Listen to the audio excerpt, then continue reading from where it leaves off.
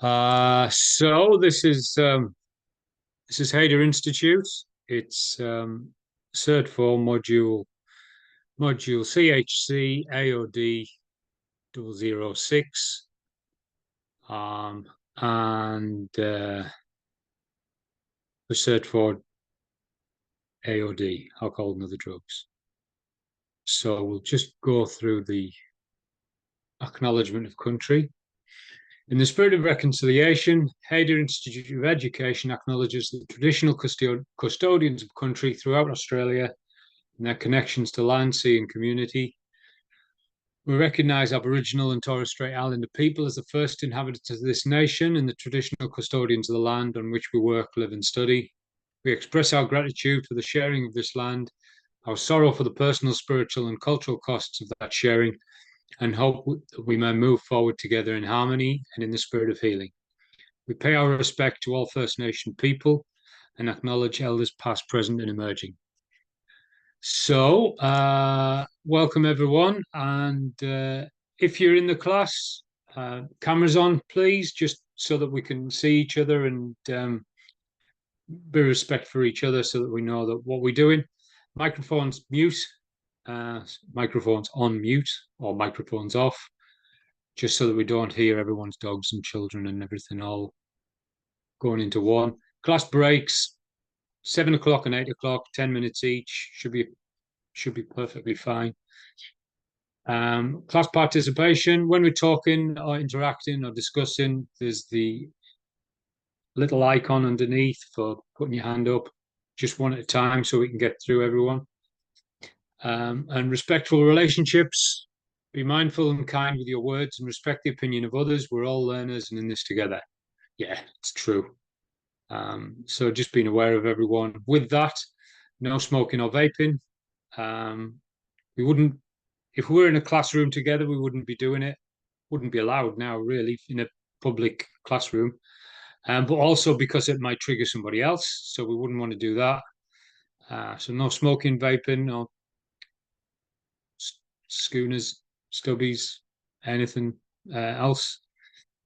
Trigger warnings. Looking after yourself is the key to longevity within the industry. So if you feel triggered, it's crucial you access your personal supports. That's important because we've got stuff to get through, but that doesn't mean that people need to be triggered all the time. So if something is triggering tonight or any other night, just be aware of that and just try and figure out what it will take for you to de-escalate, I think the word is. We'll get into that deeper later on because it's really, really important. And lastly, with that, be kind to yourself. Make time for other activities that nourish your mind and soul so you feel refreshed and ready for class each week. So that's beforehand and afterwards. So, first of all, tonight we're looking at interventions, specifically big and small, interventions and roles and responsibilities in AOD.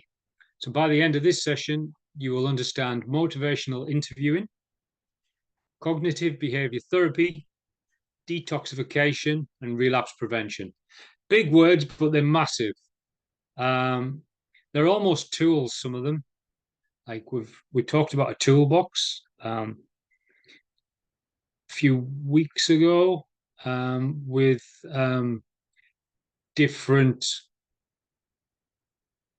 like the AOD comprehensive Victorian assessment is a tool because it saves you trying to figure out what questions to ask. But there's other tools here. And this is on when I was on a work site, just in case anybody does do construction. If you don't, then you don't know what we're on about. They have a toolbox talk on a sometimes usually on a Wednesday morning, and everybody doesn't go straight to the job, and the supervisor will say, all right, this week we've got so and so going on, so be aware, you need to be careful that I don't know, the Sparkies are coming on and everything's going to be live, just be careful about what you're doing today. Toolbox talk, that's almost what a lot of these sessions are going to be with AOD. So moving into that, motivational interviewing is, I'll just bring up a website because the best thing to describe it is this. And there it is. So this is Headspace. I'm sure everybody must have heard of Headspace. And this is their description of what motivational interviewing is. It's just before I say it, it's not getting something to do what we want them to do. So that's like really important. It's not trying to persuade somebody to be sober. It's not trying to persuade somebody to be clean or abstain. It's trying to figure out what that person wants and realize that they might be a bit unsure about it, but actually we can help them get to where they want to go. So they might not want to be clean and sober at all, but they might think that actually there's certain things that they're doing are affecting the family and they don't like that. And that's it. If that's all we've got, then like a case plan for them would be trying to figure out how we can help them in what they're stressing about. It might feel weird not to say, I know, but this is going to mess your life up. This is going to kill you. But we don't do that with people that drink alcohol or smoke cigarettes. Like we just don't. Or eat heaps and heaps of junk food. We're not that judgmental. So what we have to do is figure out what they are how far they're willing to go in what they're wanting to do. That's pretty much it. So motivational interviewing is this. Is it person-centered? So we'll keep hearing them words quite a lot. Person-centered because it's focused on the client. Counseling style that addresses ambivalence. Ambivalence means I don't know what I'm doing. No, doesn't mean I don't know what I'm doing. That sounds like me. Ambivalence means I don't know whether I want to do what I want to do, or I don't know whether I want to do what I should do, or I don't know whether I want to do what people are telling me to do. That's ambivalence, almost. It's not intended to be used as a standalone treatment for substance use disorders. So this motivational interviewing, it's not a heal-all. It's not going to help everybody instantly, but specifically for working with ambivalence about change. So it's almost, we might use this with everybody that comes in, a tiny bit, a big bit, just to figure out what is it they're wanting to do. So the spirit of motivational interviewing has three key components and is described in more detail in the video. It's collaboration. We've got to figure out, they have to realize that we're with them. If the client, our client that we're working with, first of all, if they are thinking that we are out to get them or trying to persuade them to do something or ready to dog on them or anything like that about anything that they're doing, it's not even an equal relationship. It's not going to be helpful at all. So first of all, we'll collaborate, get together. What is it they're wanting to do? And this isn't just, it says young person there, but it's not just about young people. Evocation, activate the young person's own motivation for change. That's exactly what we want them to do. Activate the person's motivation for change because they realize that there's something they need to do. They might not know what it is. And we are there to try and help them figure it out. It might be to stop drinking on the weekend and that's it. Because that's the thing that they're wanting. That's the thing that they're thinking, yeah, I could do that. No, I couldn't give up alcohol every day of the week. But yes, I could give up alcohol on the weekend because it's affecting my family. but it's going to affect the job if they don't give up during the week. It's going to affect the job day to day, but we're not. We might mention that, and how is that going to work? But that's not what they're ready to do. Honoring the young person's autonomy. It's the young person who must decide to, when to, and how to change. This also means honoring their right not to change. Yeah. This might be communicated to a person by saying, I'm not here to tell you what to change or how to change, but rather to understand any concerns you have about your substance use. So we're taking a non-judgmental stance to a person's substance use. Needs to be balanced with clinical responsibility and consideration of the safety of the young person. So again, it's trying to weigh up duty of care and excuse me, duty of care and the right of Peter,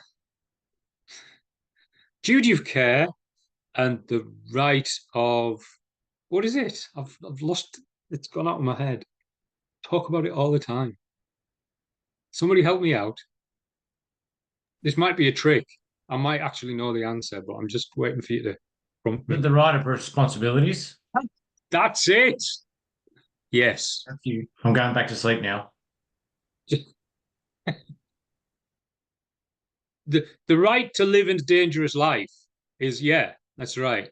But we've got a duty of care, and they've got the right to the life that they want to live. So that's Headspace. Headspace works specifically with young people, but they've got some really good resources that will work with anyone. And we might do things like this. Talking about the disadvantages of their current situation. Talking about the advantages of change. But we're asking them. We're going to ask them what these things are. We don't tell them what they are. Because if they can't see it, then they'll never see it. Optimism or perceived ability to change and their intention to change. So that's the link. You just Google Headspace motivational interviewing. So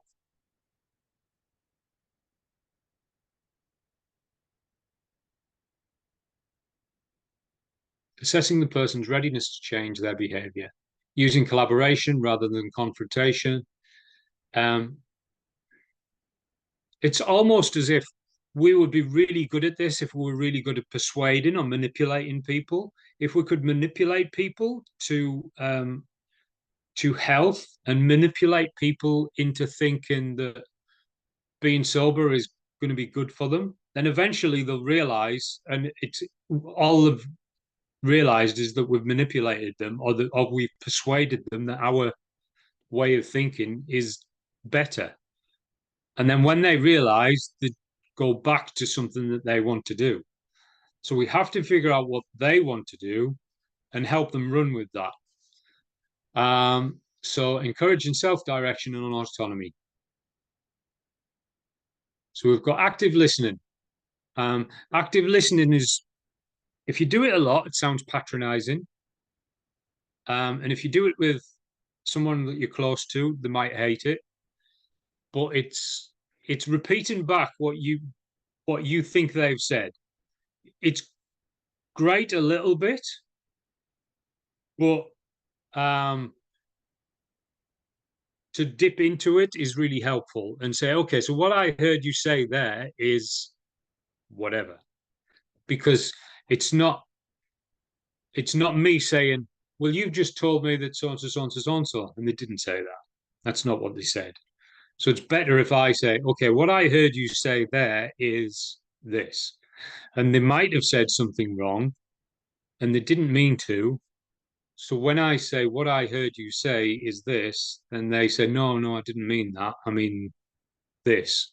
So active listening is repeating back and saying what I heard you say. Then avoiding confrontation. To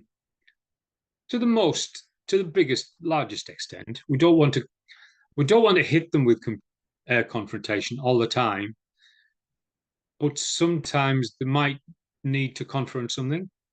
The fact that they're ambivalent about something and don't really know what they want to do about it means that there's going to be a point where they have to confront something. Um, so, but that won't work if they think we're against them. If they realize that we're with them and we're supporting them, then they'll be more open to facing a confronting issue. Developing the person's awareness of discrepancies, so things that don't add up. Yes, yes, you've said you want to have a great life, you want to have a fun time. Yes, you are allowed to drink as much alcohol as you want. And okay, yes, it is hurting your family. So this doesn't add up anymore, does it? Um, and helping the person to move through the stages of change, which is what we've been looking at a couple of times actually. The pre-contemplation, the contemplation, the active stage, and the maintenance stage, and hopefully not relapse. And then providing feedback. We can be giving them feedback on their decisions. We can be giving them feedback on ideas that they've got, and planning and strengthening for them. So, where are we at here? So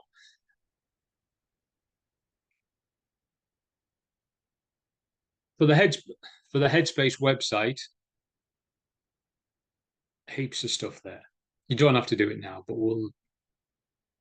it is advisable to have a look through it. Um, just a sec.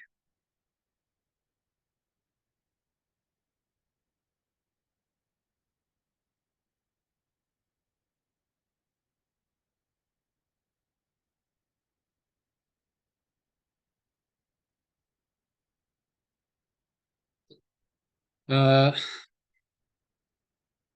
lost something. Won't be long.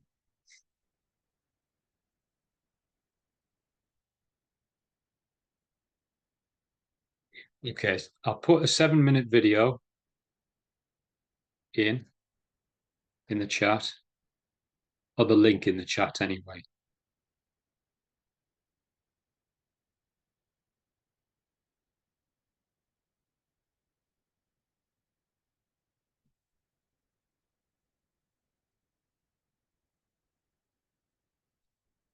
On motivational interview.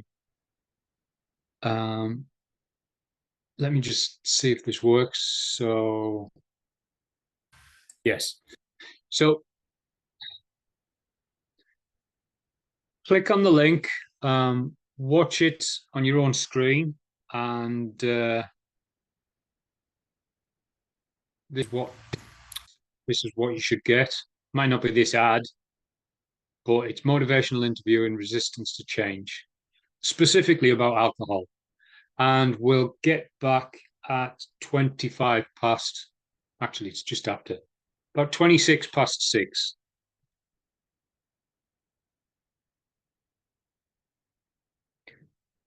So I'll put my mic on mute so you don't hear mine.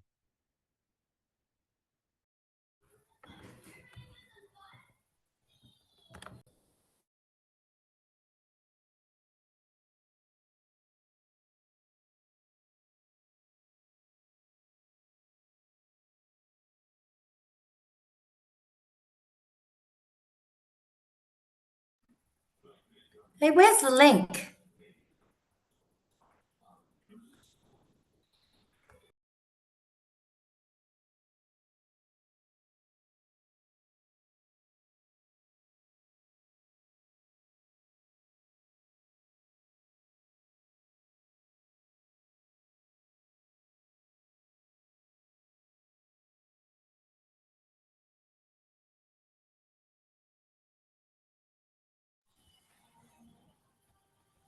Okay.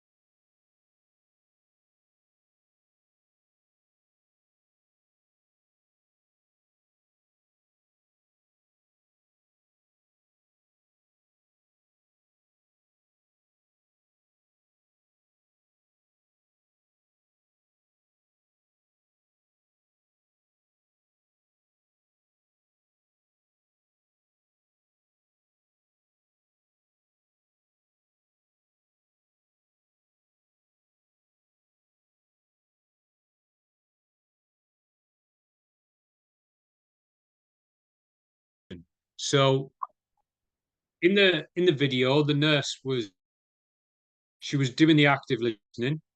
I suppose before that, she's assessing the person's readiness to change, and she's collaborating. It was a general chit chat at first. It was just a low level, um, getting to know each other and trying to gain a respect. But then eventually it went into helping the person move through the stages of change. She was ambivalent. She didn't really feel like she wanted to go to an AA group. And at first she was offended that somebody gave her a leaflet. I think it was a priest that said in the video. So she's offended that somebody thinks she's an alcoholic, but eventually she's agreeing to go to a meeting. That's a good big step. It's a massive step forward. The nurse was avoiding confrontation. She was active listening. She was even going as far as to say, "Yeah, I can understand that must hurt, or that must be difficult to deal with." So she was showing that she was providing feedback, and she was trying to help the girl realize that she understands. Oh, the next tool is cognitive behavior therapy, CBT. You might have heard of this before. Can anybody put your hand up if you've heard of CBT?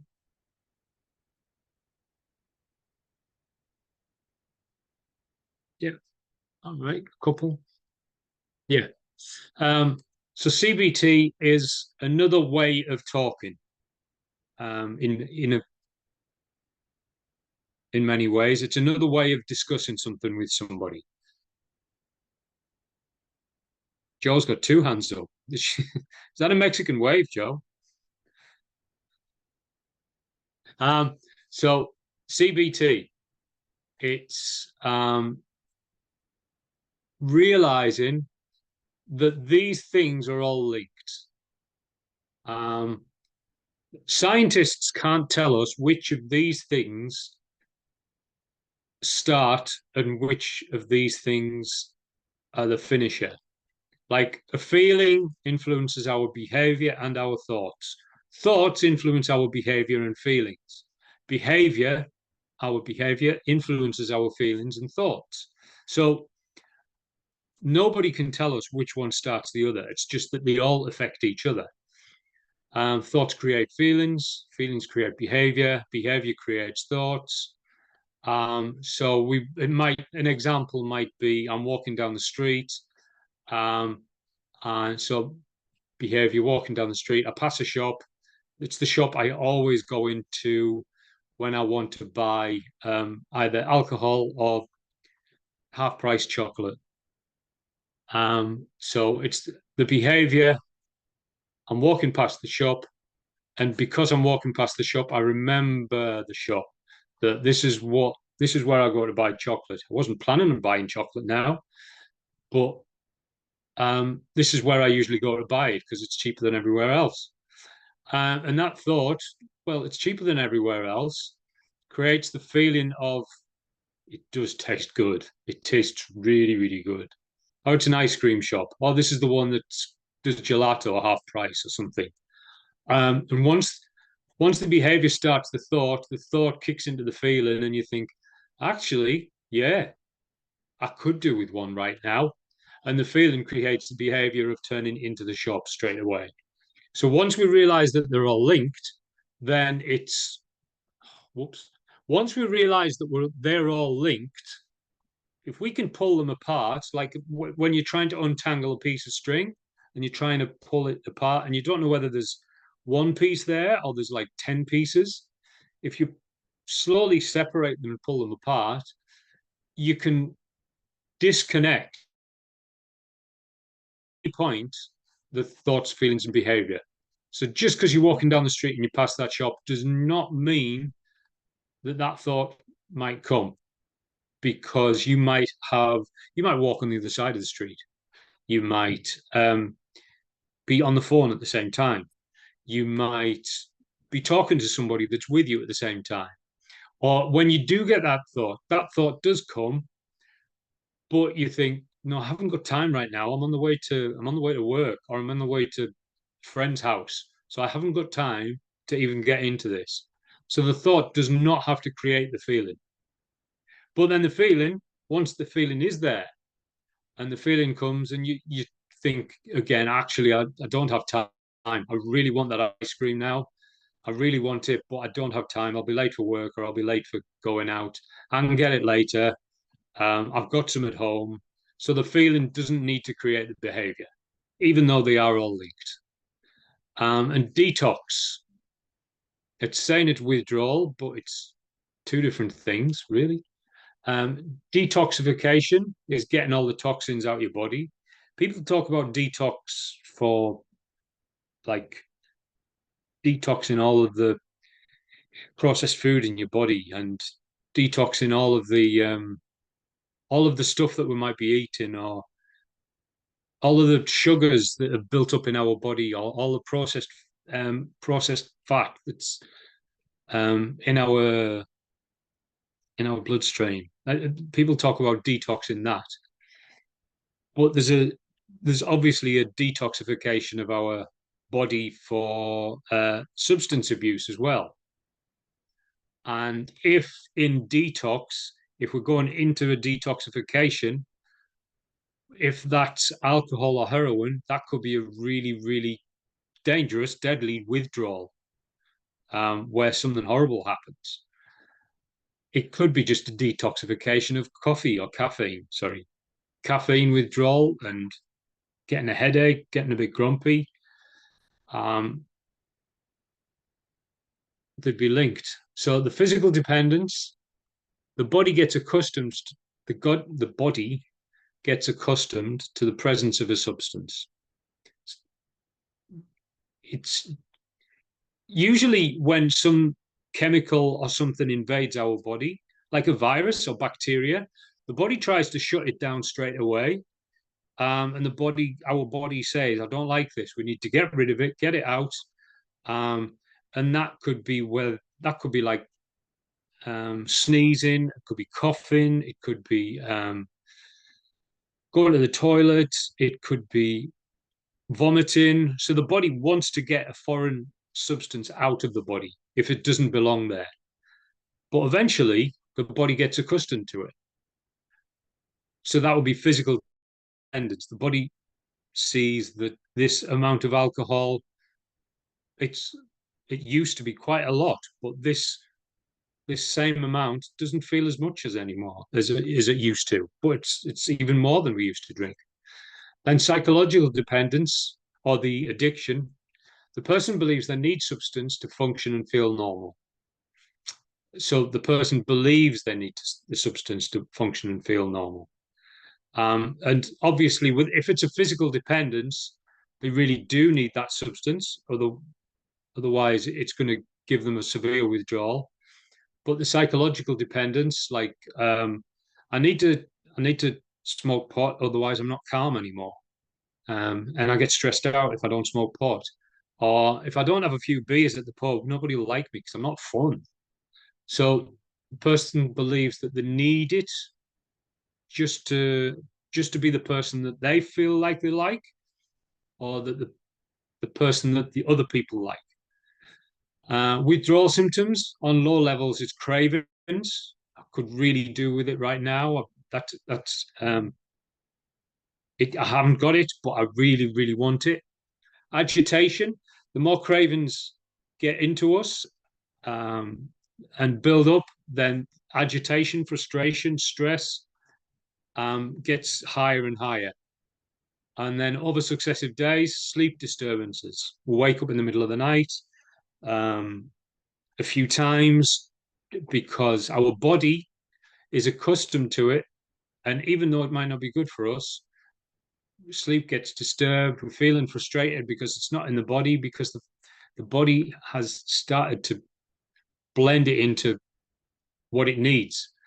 For example, alcohol withdrawal, massive confusion, autonomic hyperactivity, so that we don't feel hyperactive on alcohol, but our nervous system is going crazy, whether that's fight or flight, somebody says something to us and we're ready to fight, or somebody says something to us and we get really, really panicked or scared.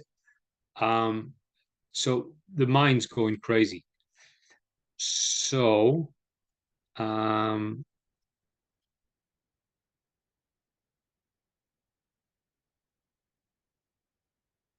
okay, I haven't mentioned, we'll have a look at this in a minute, but I haven't mentioned the learner guide again this week. I'm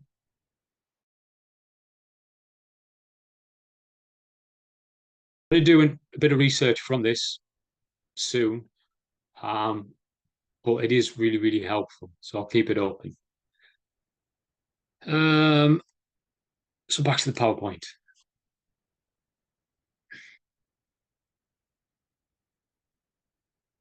And this is the task for now. What time is it? It's 6:40. Okay. So research other symptoms of withdrawals to drugs. Any drug. Could be a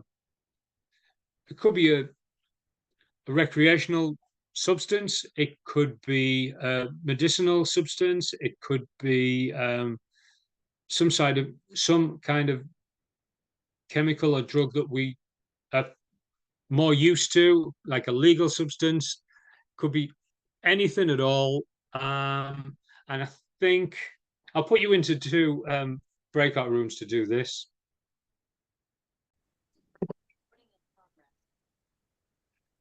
Here we are. So what did everybody call? Oh, hold on. Not everybody's back yet. Sorry.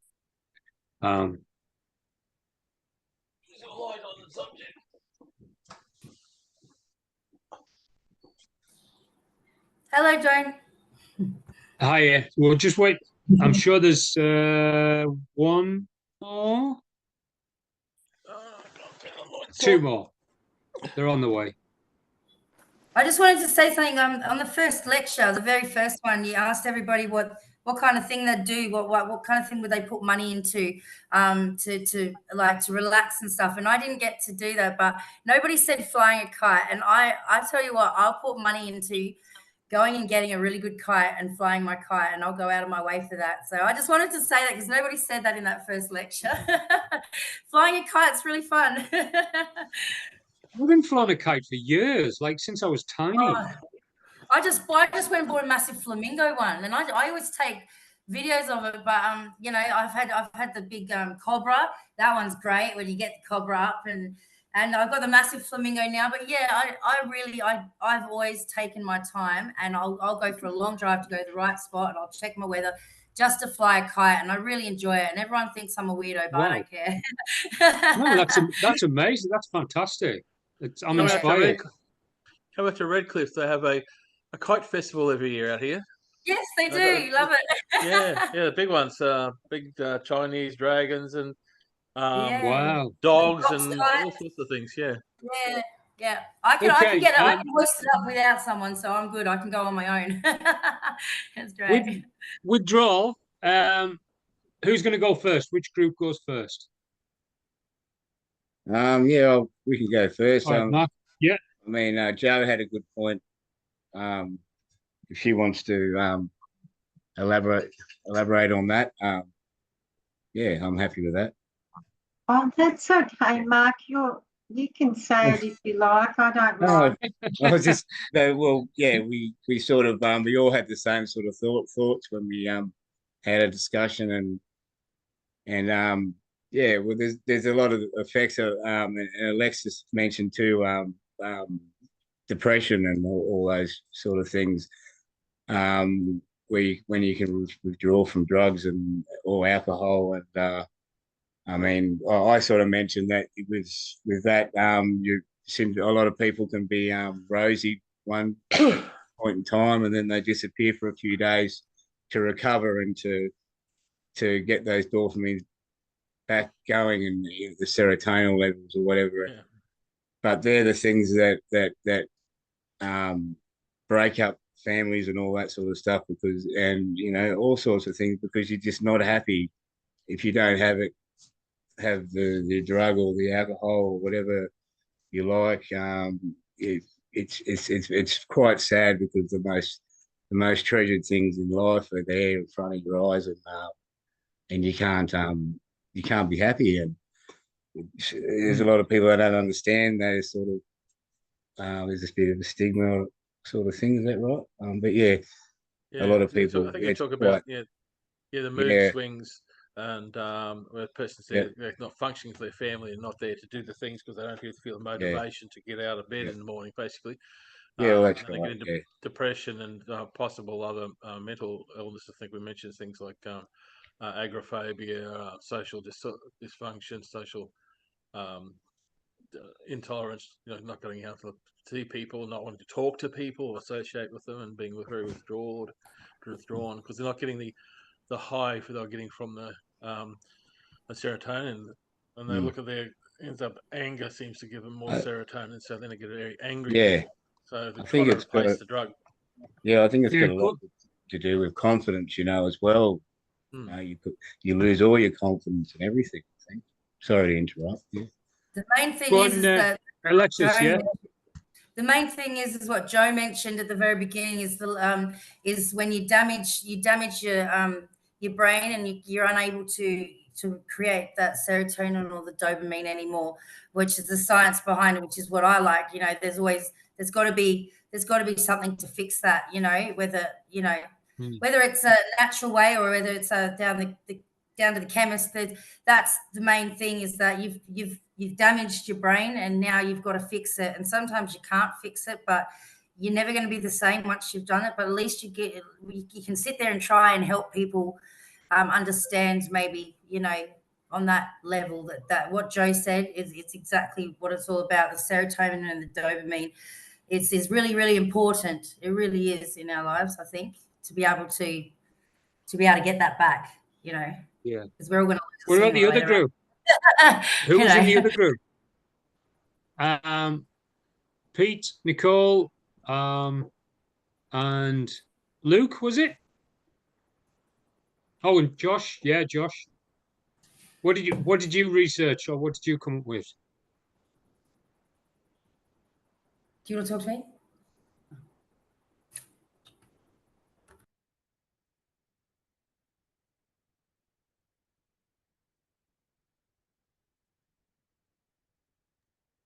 Yeah, I wasn't around for most of the talk because I had to swap devices. So yeah, someone else can probably talk from my group.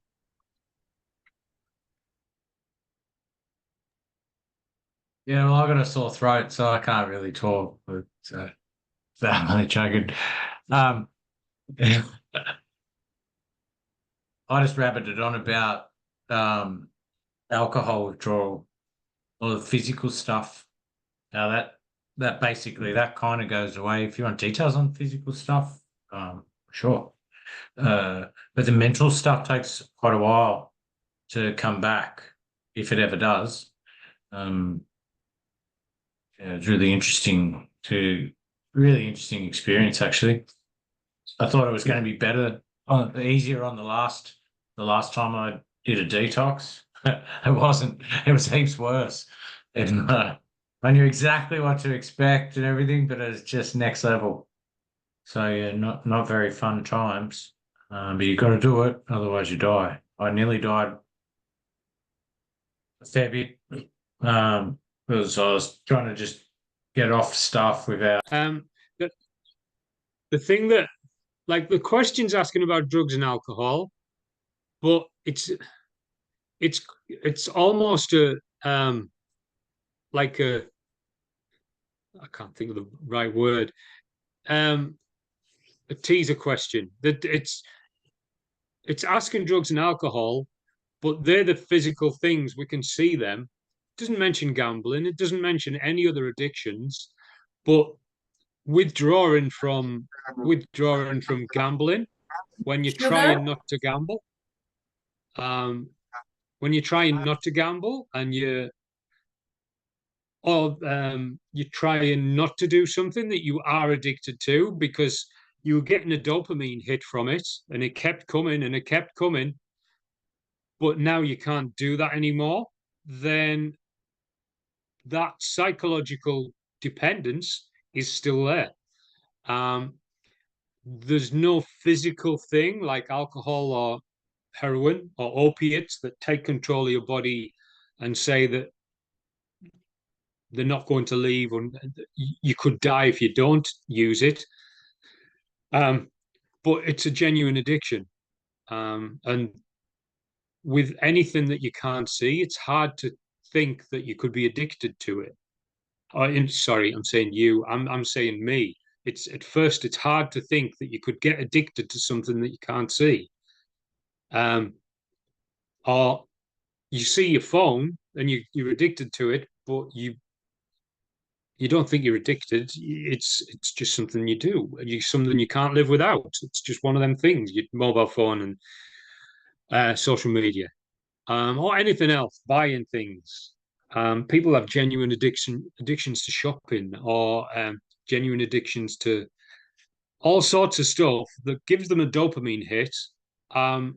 That it doesn't feel like a real addiction to them because it's not a physical thing, but it's just as equal for any clients coming into any agencies or services than any other. I think it's 7:01, so let's have a break for now. 10 minutes, we'll come back at 7:10.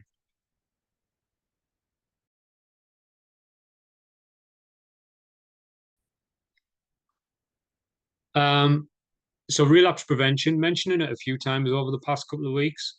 The most dangerous stage for relapse, it's not necessarily the most dangerous stage of addiction, but the most dangerous stage for relapse is when you're trying to maintain, when we're trying to stabilize and we think everything's going okay, and we've got everything in order, and it feels like it should be working like clockwork, and then something out of the blue can take us off guard. Like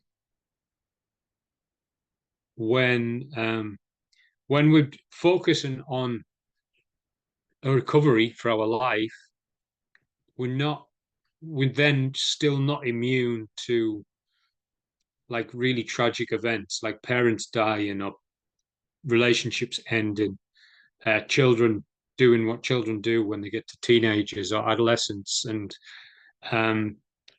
friends being unfriendly, or mental illness, physical illness, cancers, anything like all of these things still happen,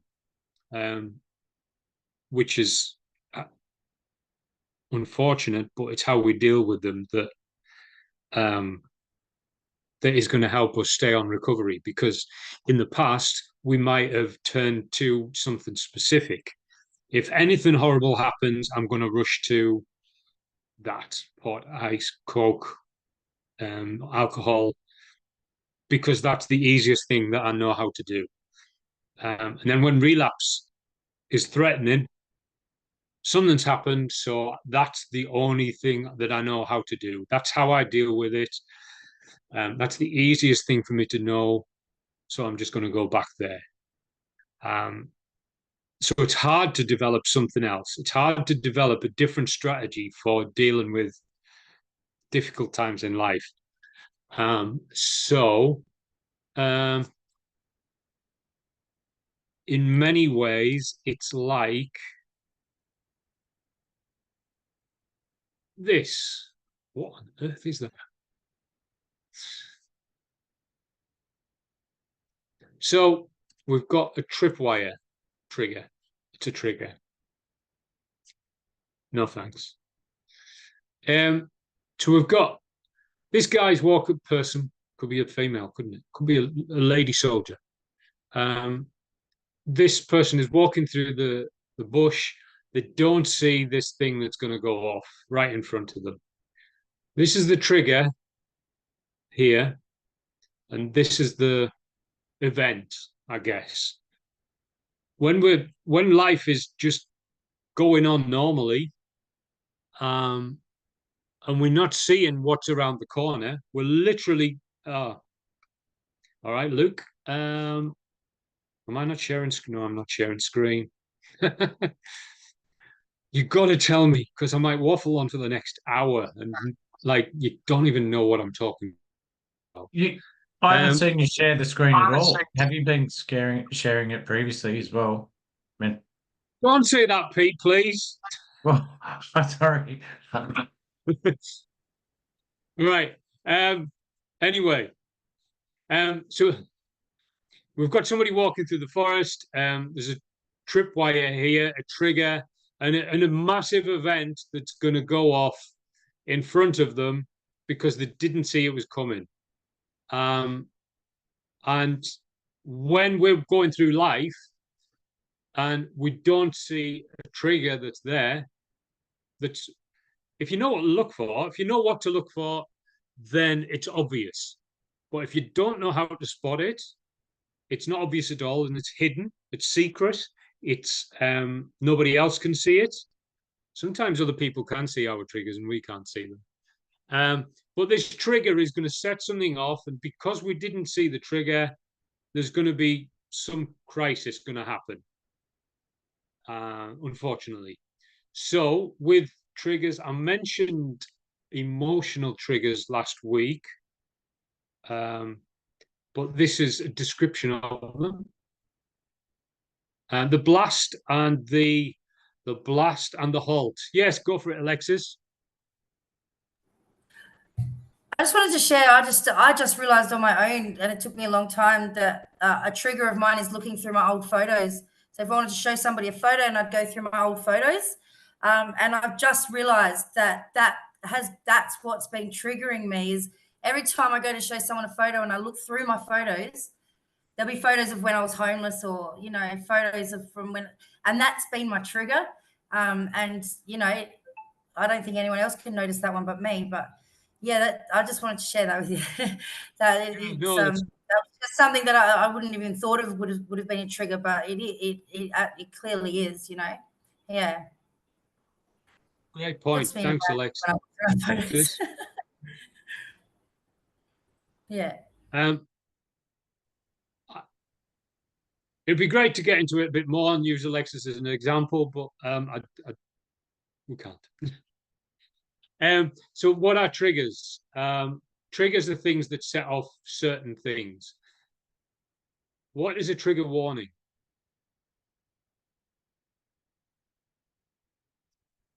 Oops. Trigger warning is a statement at the beginning of a piece of writing, video, or other piece of content that warns the audience of sensitive material.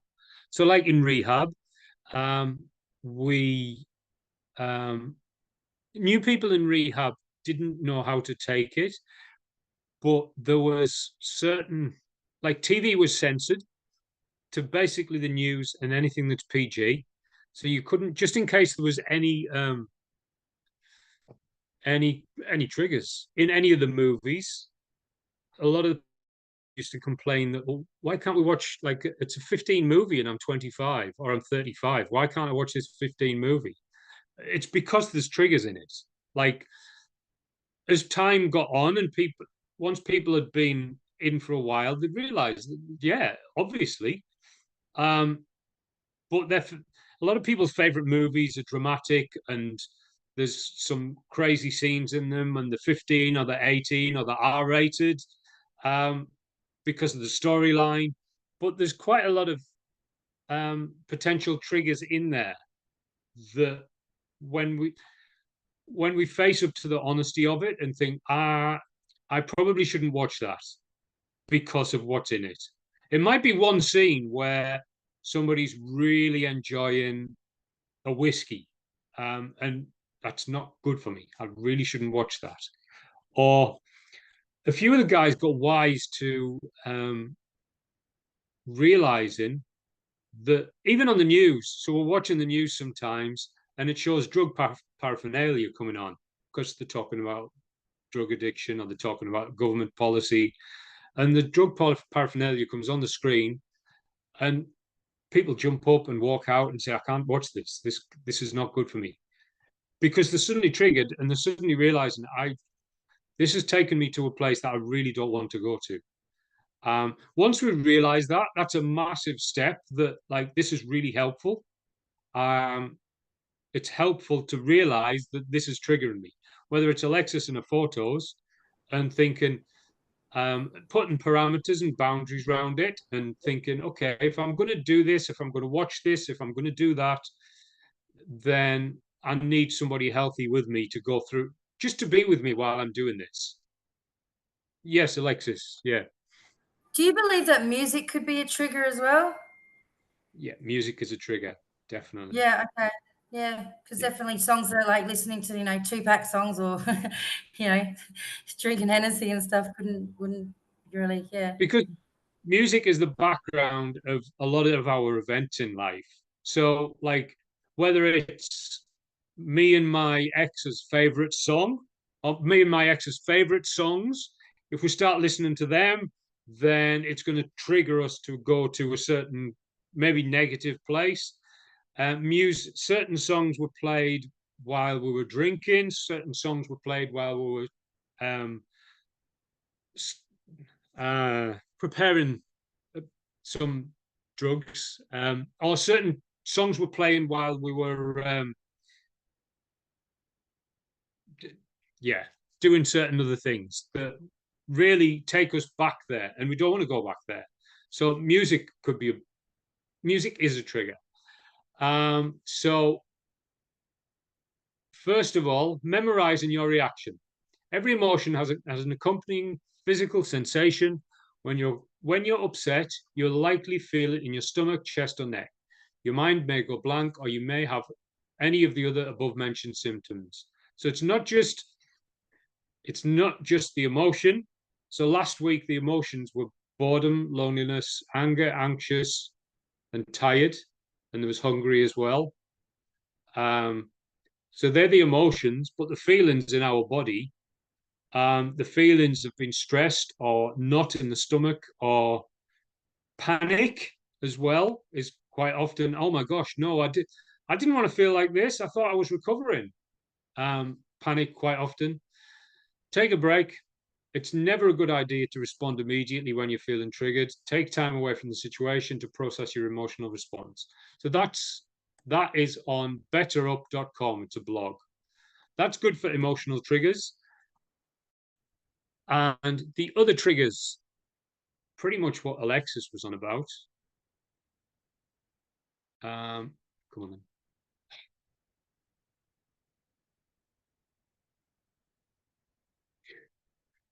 Is environmental or social triggers. Environmental triggers, people, places, and things. So it could be a certain person, a certain place, a certain thing, a certain event, a certain movie, a certain song. It could be certain whatever that reminds of the addiction, brings back a memory. And it's almost as if when we put two things together, when a song and a relationship go together, if we hear the song again, we will remember the relationship. If we put a song or a movie, we put a movie and drinking together, 15 years later, when we see the movie, we think of the drinking again. If we in a certain place, and this is the place that we do whatever, every time I go to that place, that's what I'm going to think of. It's almost like the ice cream that I was thinking of at the beginning. This shop I get my ice cream from, because it's cheap, it's got good gelato. Every time I'll pass this shop now, that is what I'm going to think about. So with relapse prevention, it's about looking for the triggers, identifying the triggers,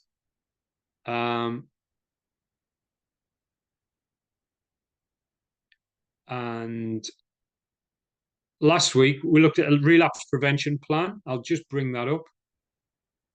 I think I will.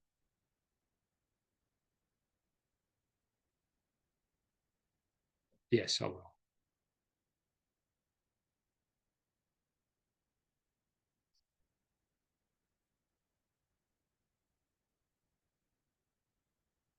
So this treatment plan.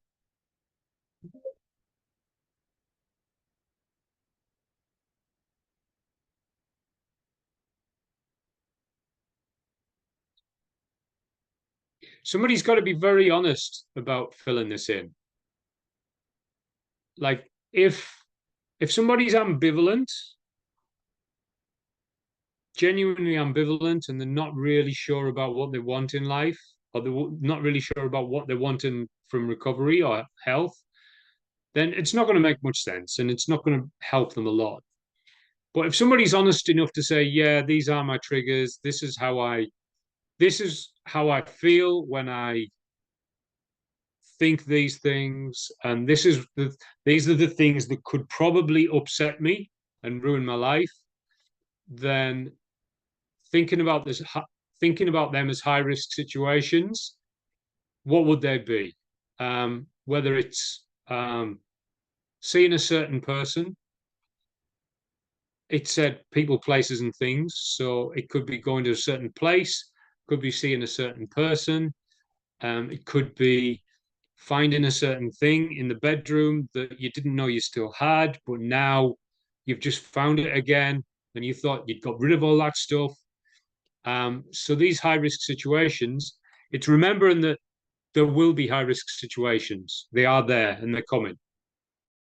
So what is the coping plan? That's the trigger. If you were walking through the forest, through the bush, and you step on a tripwire, what's the coping plan? What are you meant to do when you do that?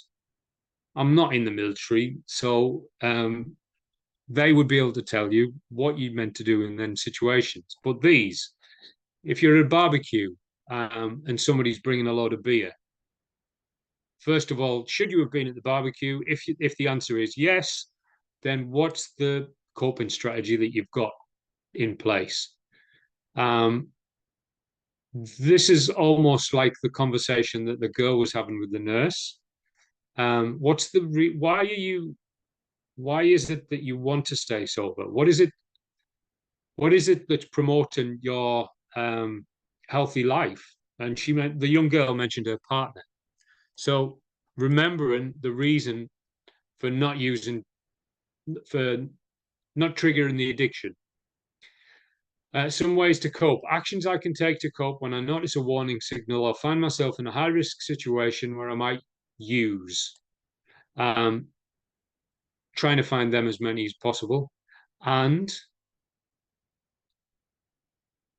people, because unfortunately people are triggers as well, but people are also going to help us. People are also going to support us. Which means we have to be brave enough to let people help us. The ones that want to help us, we have to let them in. And that takes courage because we want to do it ourselves. Emergency contact numbers of people that are willing to help us. For AA or NA, it could be the support person, the mentor, or forgotten the specific term. A sponsor. Thank you. I don't know who said that, but it came in my head. So people have sponsors and people have support people. Who is my closest support? It's remembering all of these things and remembering them when we need them, not just when we don't need them. So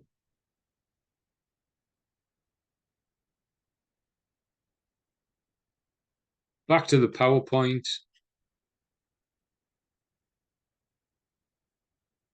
Situations that led to the drug or alcohol use in the first place, or any other addiction. Situations that remind or trigger the person to use again. Feelings of guilt and failure following a lapse.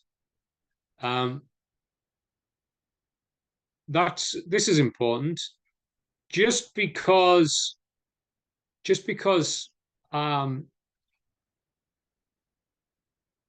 there was a slip up and you've been maintaining.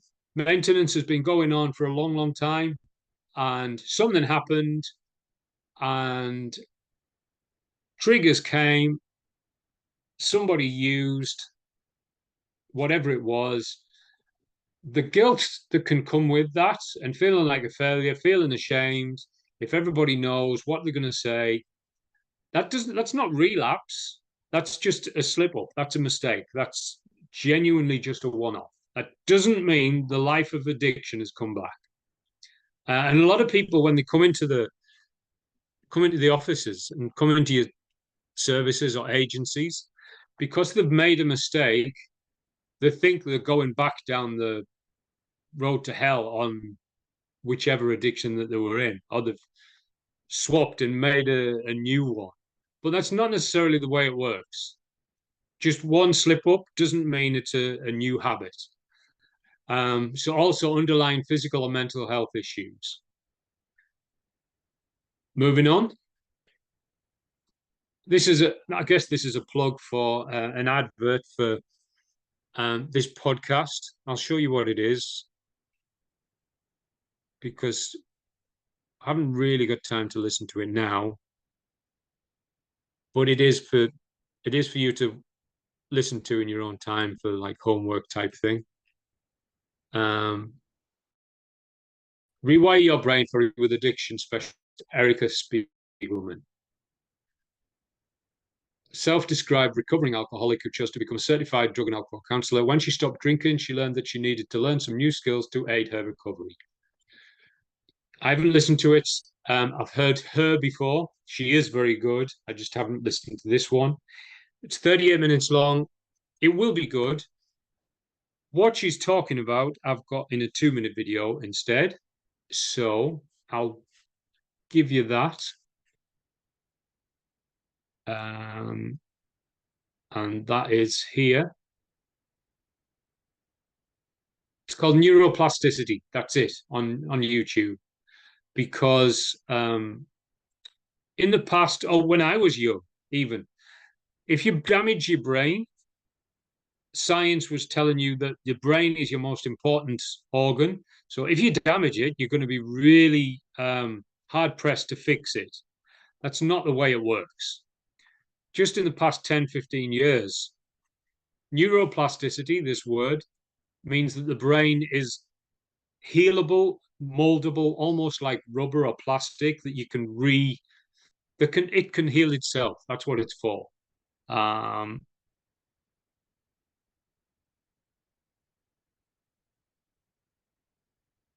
good. Yeah. This was the last one, Pete. On something from the learner guide.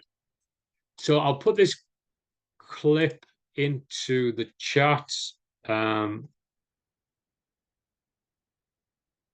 It's just over 2 minutes long. It's very good.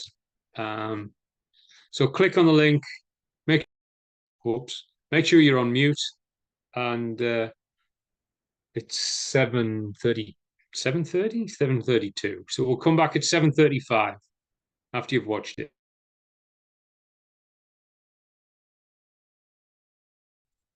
So the video was talking about rewiring your brain, making our brain more healthy, really.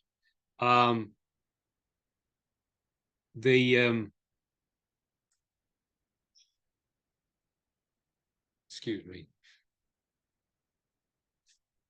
So with habits that we've had for 10 to 20 years, or like whether it's a few years or 10, 20 years, we can't just change habits overnight. I think somebody mentioned doing something 7 times before it starts to sink in. I feel like it's a little bit longer for me to redevelop a habit, because my the way I learn takes a bit longer than 7 or 8 times. Or somebody said every day for a month, if you do something, then it's a new habit formed. So that's going to be 30 times straight away. But this is about developing new habits, and that's our brain rethinking old patterns, because 10, 20, 30 years down the line, we want to have a different habit that's been formed around things that were negative to us in our past.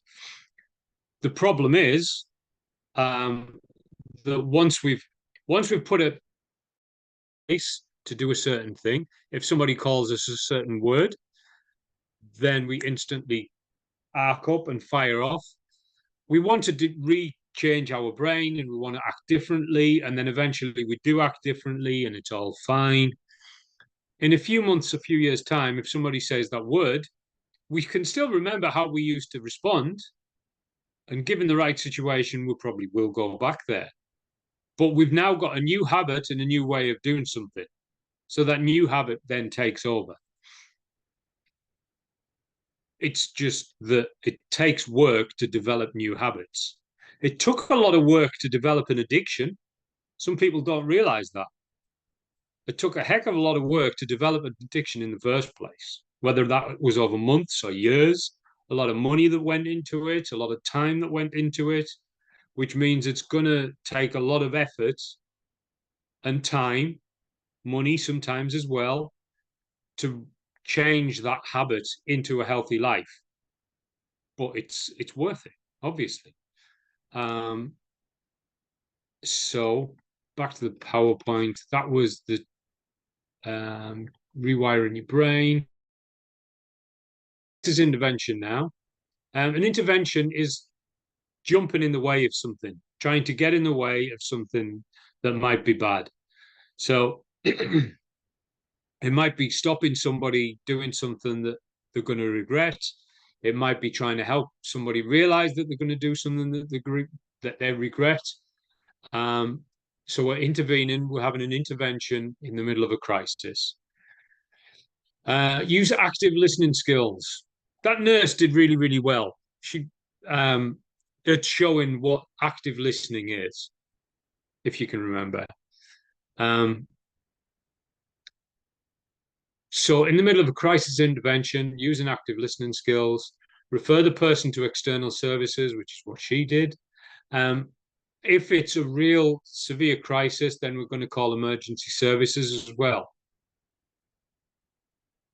Conversations of Change by Dr. Susie Hudson.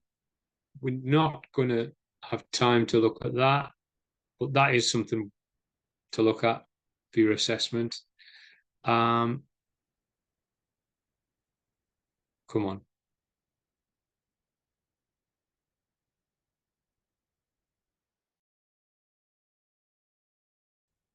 A brief intervention. So somebody that we're talking to hasn't really, we haven't had a lot of time with them, but we know they need something. We know they need some sort of intervention, some sort of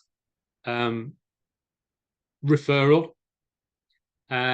So feedback needed, listening, advice on what they want advice for, goal setting, what is it that they're wanting to do, and a strategy.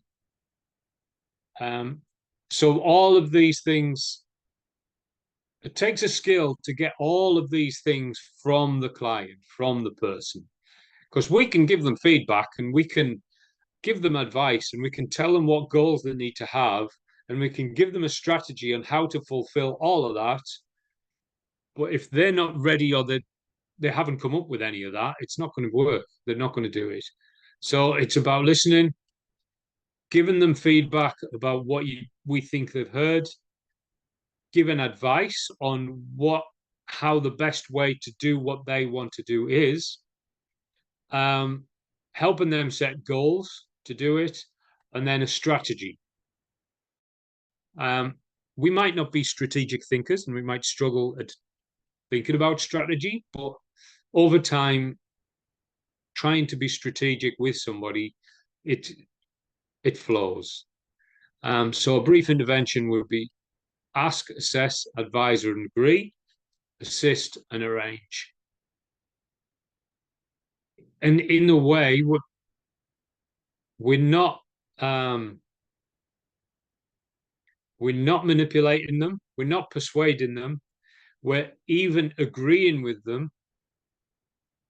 We're just helping them move through the process. With a protective intervention, if somebody's at risk, with the disclosure that everything's confidential, everything you tell me is confidential, unless there's a child at risk or unless you or a person is going to be at risk of harm, is what we say to them. So there's child there, there's taking action to protect a person, and there's the act to protect a client from harm.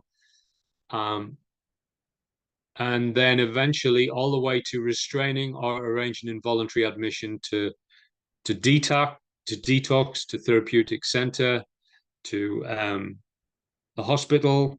So it could be any of these.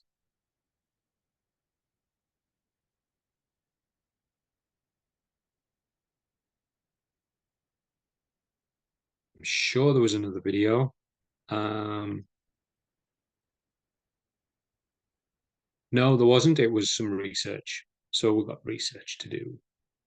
On the learner guide, that is. Come on. Yeah. Read the case study in section 2.10, 2.1. What protective intervention strategies were used? So I'll try and copy this into the chat. We'll go into breakout rooms for probably 15 minutes.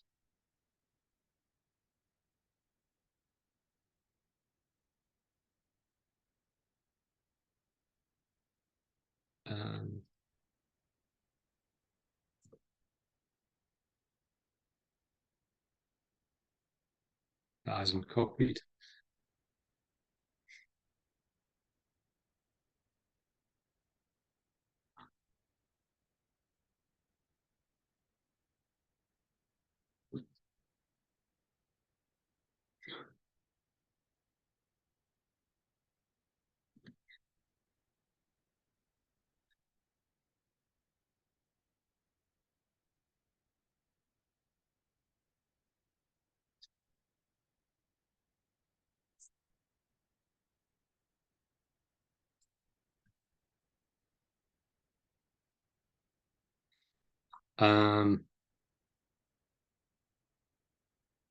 And just in case you haven't got it, the learner guide is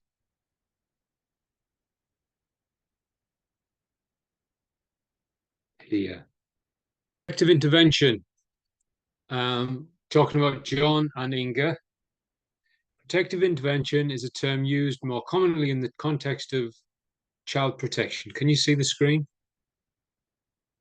No. Thanks, Colin. There we go. Protective intervention is a term used to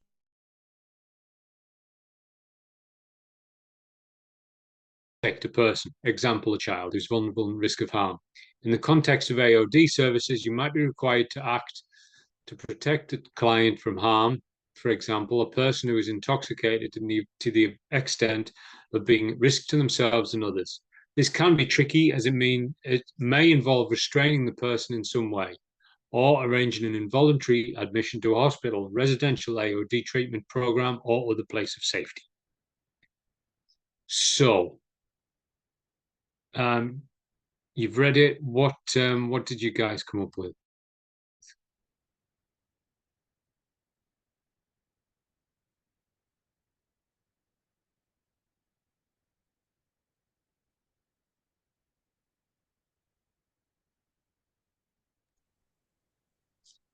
Joe, your mic's on, so. Yeah, okay. I was just going to say our group had a problem that we weren't able to. We clicked on the link and it came up saying there was some sort of an error. So we've came up with some intervention strategies. That's basically just winged it in the Yeah, dark. so. Okay, So if you want the other group to go first to focus on this, on the actual case study, and then maybe we could follow on just with a little thing talking about a general intervention kind of flow chart. Let's do that.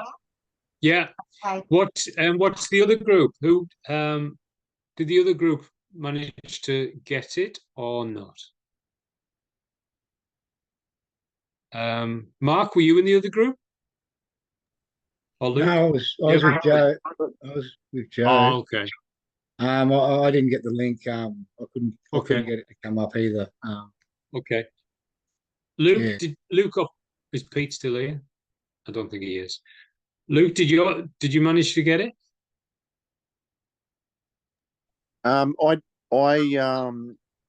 came up with the error thing as well, but one of the other guys who managed to get the link just read out the case study. Okay. So Pete, all right, yeah. Pete might have much more to add to it than myself, but basically, from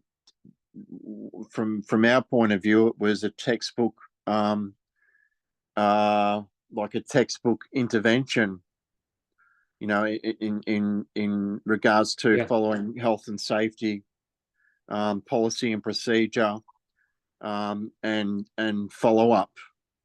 You know, like calling Triple O, doing what was in the practitioner's wheelhouse as far as first aid interventions were concerned, and then speaking to the line manager for support and supervision afterwards. That was just what I noted was that it was almost a perfect intervention considering how traumatic it was. Yeah. In the end, it's like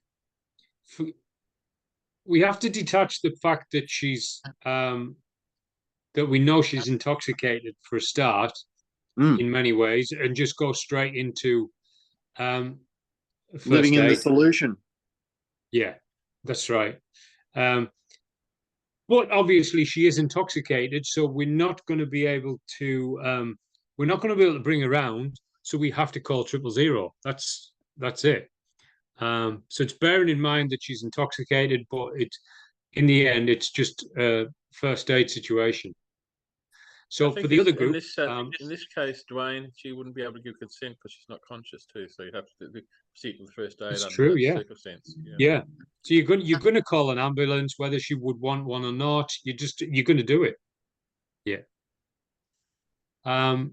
So for the other group, John works as a counsellor in an AOD program. Inga is one of his clients. She's in her late 20s, works in hospitality, and lives in a small flat in an inner city area. Inga enjoys visiting nightclubs, dancing, and socializing with friends. Inga's been drinking heavily since her early teens and has been diagnosed with moderate liver damage. She's joined an AA group. So just thinking like if we were at work, okay, she's got severe alcohol addiction. She's got moderate liver damage. That's fairly significant. But she might have been ambivalent at one stage. She's now joined an AA group. She might have been once, she might have been 2 or 3 times, but she's also participating in the CBT program with John, which is coming to the John, the counsellor, every week or every fortnight or once a month to look at the issues. So she's gone past contemplation. She's active. She's done something about it. She's doing a few things about it. She's making a lot of progress. Last week, Inga's best friend Lisa died in a road traffic crash. That's exactly what I was meaning earlier on, when we're trying to maintain, things happen that aren't our fault. Inga is finding this loss very hard to cope with, and she's started binge drinking again. She arrives at John's office intoxicated and tells him she's been drinking. And she's slurring her words, is unsteady on her feet, and while she's sitting talking to John, slips in and out of consciousness. John's concerned about the amount of vodka Inga's consumed and is also worrying if she might have taken some other drug. When she slips off her chair onto the floor and starts breathing noisily, John calls 000. While he's waiting for the ambulance to arrive, he places Inga in the recovery position. Great. checks that her airways are clear, and covers her with a throw rope. He calls his supervisor in and explains the situation to her. So the side issue is, in most rehabs, most services and agencies that we all work in or going to work in, first aid training is mandatory for all staff. It's rare that you would find somewhere that it isn't mandatory. Is an even further side issue. To be on the certificate that you're doing, you do have to have some sort of first aid training as part of the program. I don't know who does that or who, but it will be part of your certificate to have it completed. I don't know when. Some of you might have done it, some of you might not have, but it will come because it's important. When the ambulance arrives, the paramedics assess Inga as being comatose and take her to the emergency department at a local hospital. So for any group, what was that the right thing to do, do you think?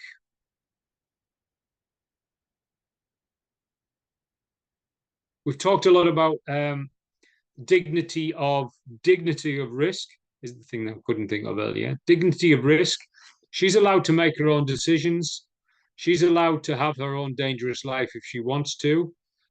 Does that mean we don't call 000 or we don't give a first aid? No, because I think you've got to deal with the emergency situation first, regardless. Otherwise, you're refusing her treatment because of her condition, and we don't want to do that. She obviously needs treatment. She's not able to give consent, so we need to deal with that emergency situation first. And and I'm sure her lifestyle. I assume she didn't mean to get to this stage, but that's what's happened. I think that takes priority over everything else. What would the next session with Inga look like, do you think?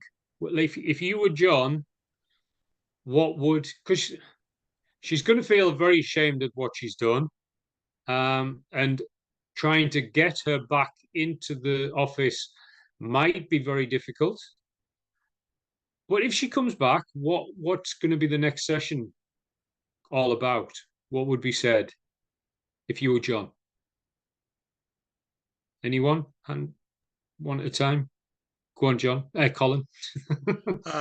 I'd be speaking about what the situation was at the time and how what brought her to this decision. What decision she made to get herself in the situation? Has something changed? Has something altered? Is there something the plan is not working? Go back through the. I'm assuming you've made a plan with her. See where it needs to be changed, where she thinks she needs to change things, and where she thinks she can do things better, or things she needs to concentrate on. And that's not necessarily going backwards. That's just reinserting the plan that's already in force. Yeah. Do you reckon there's something with what she wants to do next? What's the most? Yes, Joe, go on. Do you think it goes back to that motivational interviewing where we're sort of asking the what, where, when questions, trying to work with that person about what could you do next, and then engage them in wanting to do a care plan? Yeah, care plan. Getting out of Inga what it is she's wanting to do. Yes, definitely. Yeah. When we had our group talk before, Colin talked about an initial assessment, and Mark talked about the care plan. Yeah, as sort of next steps. Yeah, true. So I think we also need to talk to her about an escape plan. If she gets in a situation again, what's she going to do to try and avoid the same thing happening? Yeah. If Inga came in a few months ago for her first appointment and said that she's struggling with alcohol issues, and that was the problem that she had, that she wanted to address, the alcohol. When people keep saying that the problem is not the problem, right now, after this first aid incident, it says, last week, Inga's best friend, Lisa, died in a road traffic crash. Inga is finding this loss very hard to cope with, and she started binge drinking again. So the problem, the alcohol, is not the problem, right? It's having a lot of effect on her liver, but right now she's dealing with something that there was a video last week that we watched, and it mentioned that oh, it was Gabor Mate, yes, that's right. And he said addiction isn't the choice, it's just we're trying to deal with something that we don't know how to deal with, and the addiction is the only way that we've found to do it. So she's struggling with something that she doesn't know how to deal with, and it would probably be beneficial for her to, whether she keeps seeing John or not, she should probably go and see, yeah, thanks, Colin. She should probably go and see a grief counselor specifically. So somebody who just doesn't deal with the alcohol and doesn't really want to know about the alcohol, but does want to talk to her about her grief, her friend, the crash, and how she's dealing with that. While John maybe stays on the alcohol and says, we're not going to talk about your best friend.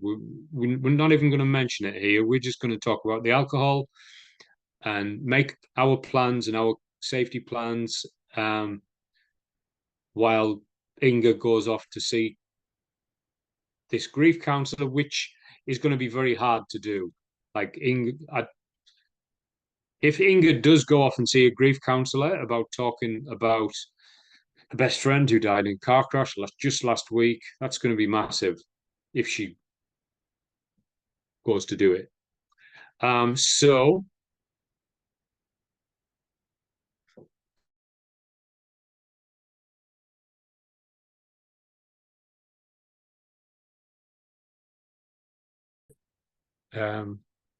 is this one. Doesn't want to be seen. Conversations have changed with Dr. Susie Hudson, clinical director for NADA. NADA is what all drug and alcohol services report to. So they give the numbers to NADA, they give the statistics to NADA, and then NADA put it all together and say how well all of the agencies and services are doing. So that's something to put it in the chat as well. That's something to watch when you've got a minute. Well, not a minute, it's 18 minutes. Huh.